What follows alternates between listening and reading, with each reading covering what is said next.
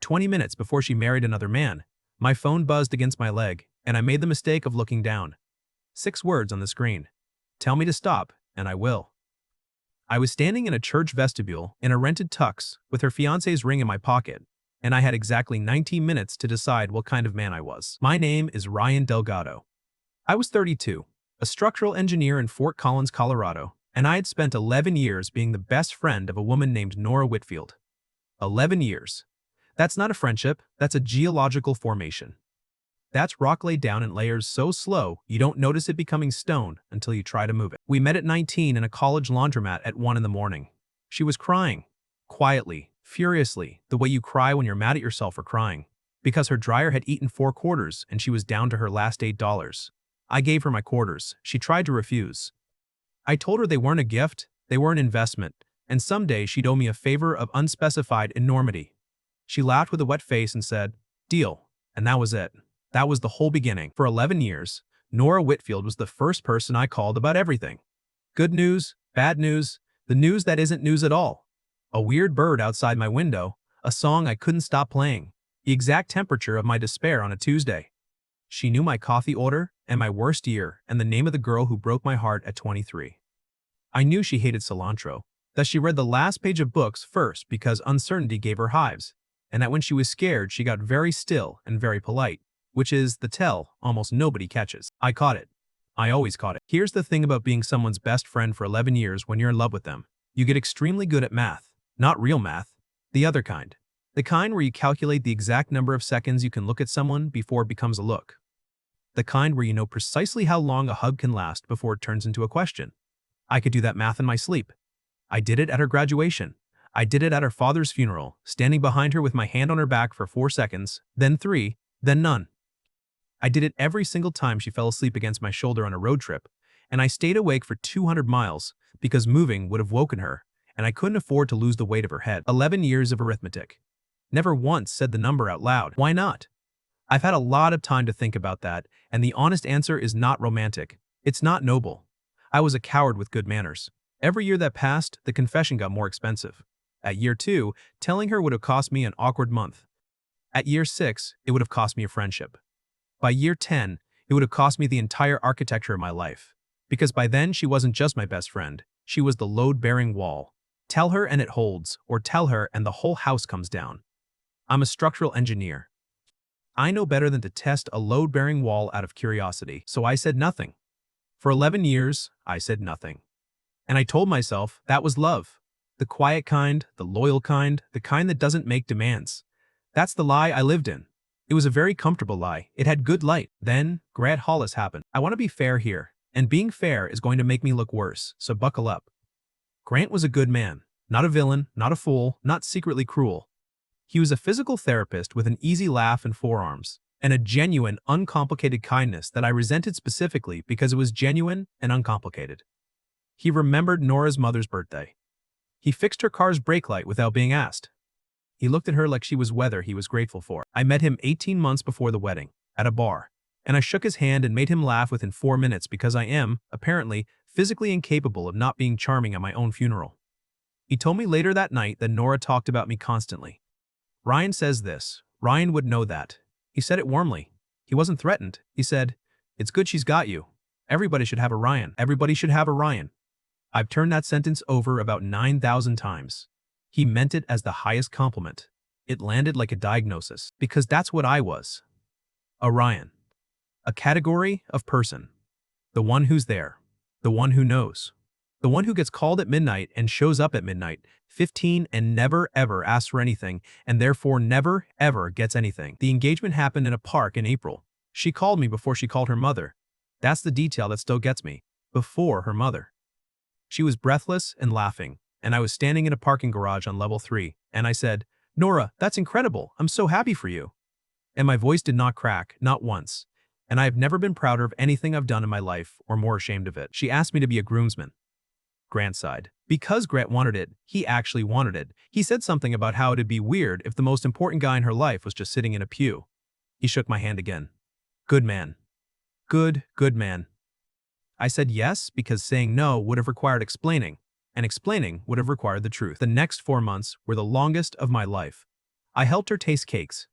I stood in a bridal shop while she came out in a dress, and I made a joke because the alternative was making a sound. I helped her pick the song. I helped her pick the song, and it was a song I'd shown her in my car when we were 24, and she didn't remember that, and I said nothing about it. At the rehearsal dinner, 3 nights before the wedding, she found me outside on the restaurant patio. It was cold.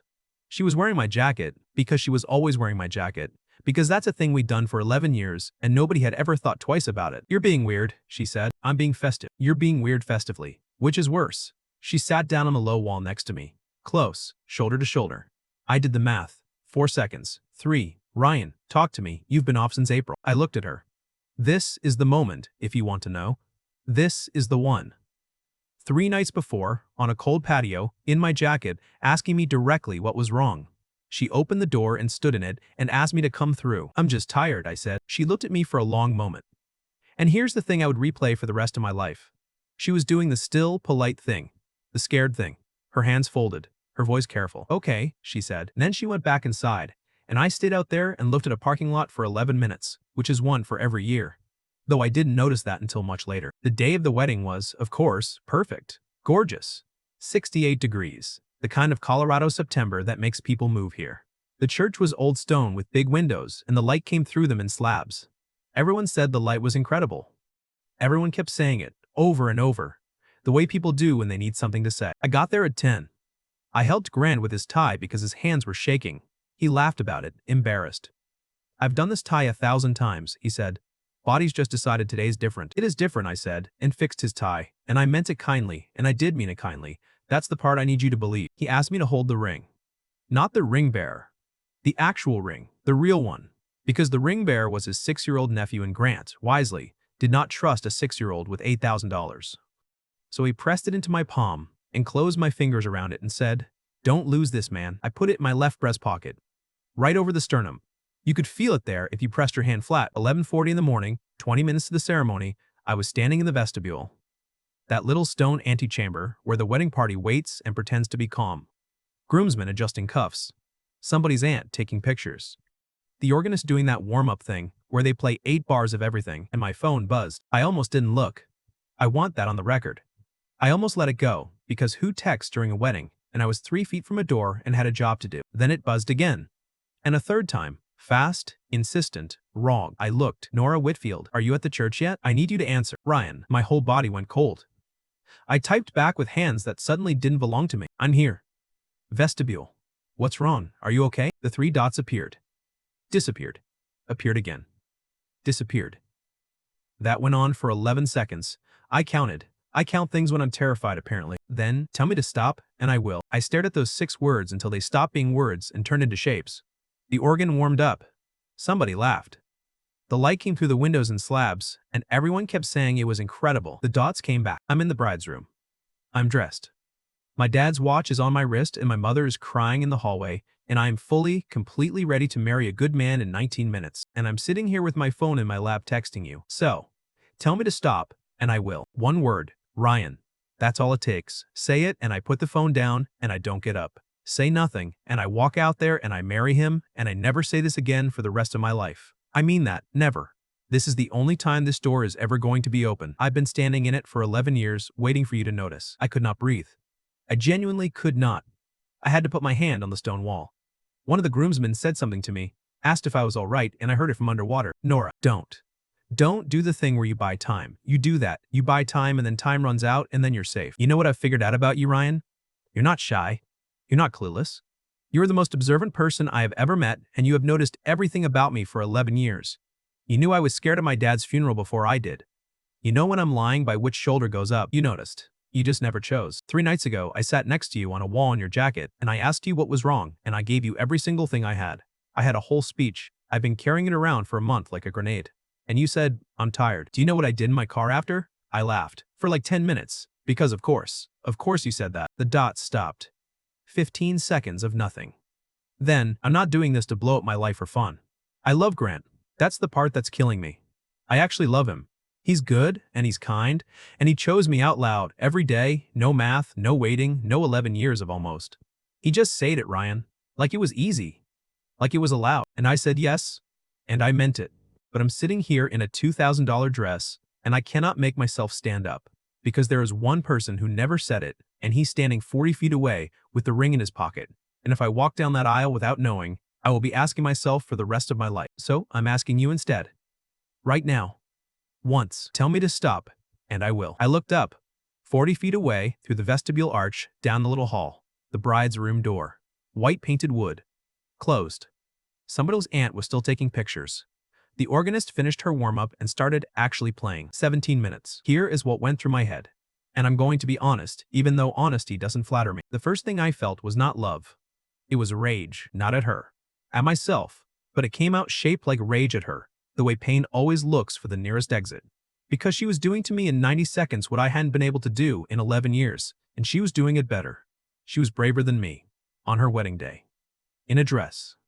With her mother crying in the hallway, she was braver than I had been in 11 years of quiet, self-congratulating cowardice that I'd been calling loyalty. And the second thing I felt was the ring against my sternum. I put my hand flat on my chest, and I could feel it there, this little hard circle, and I thought about Grant's hands shaking on his tie. Bodies just decided today's different. I thought about him saying everybody should have a Ryan, warm and unthreatened, because it had never once occurred to him that the man he trusted with the ring was in love with the woman it was for, because I never gave him a reason to think it. That's what my silence bought. 11 years of silence didn't just cost me Nora, it bought a good man's trust under false pretenses. He didn't have all the facts. He was standing at an altar with an incomplete picture, and the person who could have completed it was me, and I'd had 11 years and I picked, I'm tired. I typed. I deleted. I typed. You're asking me to decide this in 17 minutes. The reply came so fast, it was almost violent. No. I'm asking you to tell me what you decided 11 years ago and never said. That's the whole thing, Ryan. There's no decision left. You made it a long time ago. Everyone in your life can see it. My mother can see it. Grant's mother made a joke about it at the shower, and I had to leave the room. The only thing that's ever been missing is you being brave enough to say a true thing out loud. So say it, or don't. But don't stand there and tell me you need time. 16 minutes. I walked. I didn't decide to walk, my legs just went. Out of the vestibule, down the little hall, past a table of programs with their names printed on cardstock in silver. Nora and Grant. I got to the white door, and I put my hand on it, and I stopped, because through the door, I could hear her mother. Not the words, just the sound. Diane Whitfield, who'd fed me at her table for a decade, who'd hugged me at her husband's funeral and said, "Thank God she has you." Crying in the hallway. Happy crying. Wedding crying, and I thought, if I open this door, I don't just get Nora. I get all of it. I get Diane's face. I get Grant standing at an altar in front of 200 people, hands shaking, tie perfect, waiting for a woman who isn't coming. I get to be the guy who waited 11 years to speak, and then chose this exact second to do it. The most expensive second available, the one where the damage is maximum and public and permanent. And the ugly part, the honest part, was I about to open that door because I loved her? Or because someone finally offered me the thing I wanted, and I was scared it would be withdrawn if I didn't grab it in the next 16 minutes. Because that's not love. That's panic. That's a man who never chose anything reaching out and grabbing the first thing handed to him. I stood there with my hand on white paint for what felt like an hour and was probably 11 seconds. Then, I took my hand off the door, and I typed the truest thing I have ever typed in my life. I'm not going to tell you to stop. The dots came instantly. Then stopped. Then nothing for 9 full seconds. The longest 9 seconds I have ever lived through. Okay. Got it. Thank you for being honest. I guess I finally... Nora, I'm not finished. Don't put the phone down. I swear to God, don't put the phone down. I'm not going to tell you to stop because I don't get to. I gave that up. I had 11 years of chances to say this, and I picked comfortable every single time, and a man who does that does not get to reach in at minute 19 and pull the emergency brake on your entire life. That's not love. That's just me finally being scared enough to move. You deserve better than a man who only speaks when the clock's running out, but you asked me for one true thing. So here it is. All of it. I've been in love with you since a laundromat when we were 19 years old. Not since April. Not since the engagement. Since 4 quarters and a girl crying at a dryer at 1 in the morning. I noticed everything. Every single thing exactly like you said. I know your shoulder tell.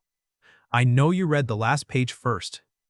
I know the song at your reception is the one I played you in my car when we were 24, and you don't remember. And I never told you because I'd rather have the secret than the conversation. I stayed awake for 200 miles on the way to Moab because you fell asleep on my shoulder and I didn't want to move. I have loved you quietly for 11 years, and I called it loyalty, and it wasn't.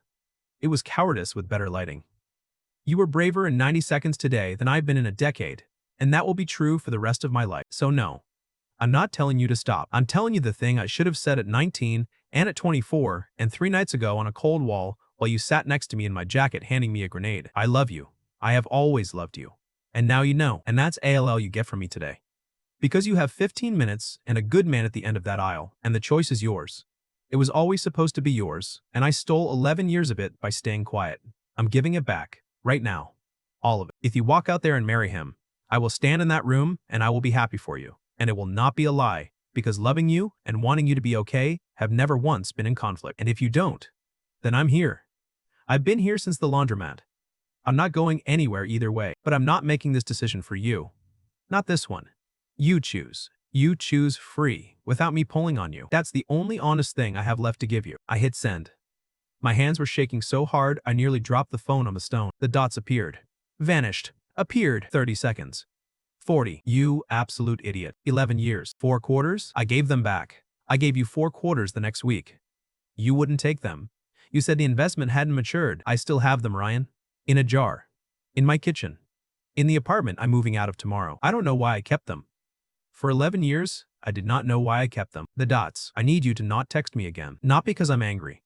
Because I have 12 minutes to make a decision that a good man deserves me to make clean, and I cannot make it with you in my hand. Thank you for finally saying it. And Ryan, I'm sorry it took me putting on a wedding dress to make you brave. That's on both of us. That was the last text. I walked back to the vestibule. I stood with the other groomsmen. Somebody handed me a program. The organ played. The doors at the back of the church opened, and the guests were seated, and the light kept coming through those windows and slabs. And I stood in a stone room with a ring against my sternum. And I have never been so completely awake in my life. I want to tell you what I felt, and it wasn't hope. It was something stranger and cleaner. It was relief. 11 years of a locked door, and I'd finally opened it, and whatever came through, I had said the true thing. Out loud. In writing. With my name on it. For the first time in my adult life, I was not hiding. At 11,008, the wedding coordinator came into the vestibule with her clipboard and her headset, and she was walking fast, and her face was doing something professional over something that was not professional at all. She said, "We need the groom, privately, now." And the room went very, very quiet. Grant looked at me. Just for a second. Not accusing. He didn't know anything, he had no reason to. He looked at me the way you look at your friend when something's wrong and you want to check that reality is still where you left it. I looked back at him. And I did not look away. And I did not look at the floor. And I did not do the math. He followed her out. I'm not going to tell you what happened next. Not because I'm being cute about it. Because what happened in the next hour belongs to 3 people, and 2 of them didn't ask to be in a story. And I spent enough of my life taking things from Grant Hollis without asking. What I'll tell you is this. There's a version of this where I open that white door at minute 16 and grab her hand, and we run out the side entrance into that incredible light. And it's a great scene, and it's the scene you wanted, and I know it, because part of me wanted it too. But that man, the one who waits 11 years and then moves only when the clock forces him, that man doesn't get to be the hero of anything. He gets to be a guy who got lucky at the buzzer. And Nora Whitfield spent 11 years standing in a doorway, waiting for someone to notice her, and she did not deserve to be grabbed. She deserved to be told, and then left free. The bravest thing I ever did wasn't loving her. Any coward can love somebody quietly for 11 years, that costs nothing, that's why we do it. The bravest thing I ever did was say the whole true thing out loud and then take my hand off the door and let her choose without my weight on the scale. I'd wasted 11 years being the guy who was there. Everybody should have a Ryan, Grant said, and he was right, and that's exactly the problem. Being there is not the same as being brave. Being there is what you do instead. I still have those 4 quarters, by the way. That's all I'll say about how it ended. Make of that what you will. But here's the thing I'd tell 19-year-old me in that laundromat, and I'd tell it to whoever's watching this with a person in their head right now. And don't lie, you got one, I can feel it from here. The door you're not opening isn't protecting anything. It isn't loyalty, and it isn't respect, and it definitely isn't love. It's just fear that's been in the house so long, you started calling it furniture. Say the true thing. Say it on a Tuesday, when it costs almost nothing. Say it at year 1 instead of year 11, because the alternative is a stone room and a rented tux and 6 words on a screen with 19 minutes on the clock, and by then, it's not a conversation anymore. By then, it's a wound with a countdown on it. So let me ask you, because I've been asking myself for a long time, if your phone buzzed 20 minutes before they married someone else, 6 words, 1 chance, no more. Would you have typed stop, or would you have done what I did and told the truth and then let them go free? There's no right answer. I've argued both sides with myself at 3 in the morning more times than I can count. But I want to hear yours. Tell me in the comments. I read every single one, and if this one sat in your chest a little, hit like, subscribe, and I'll see you in the next one.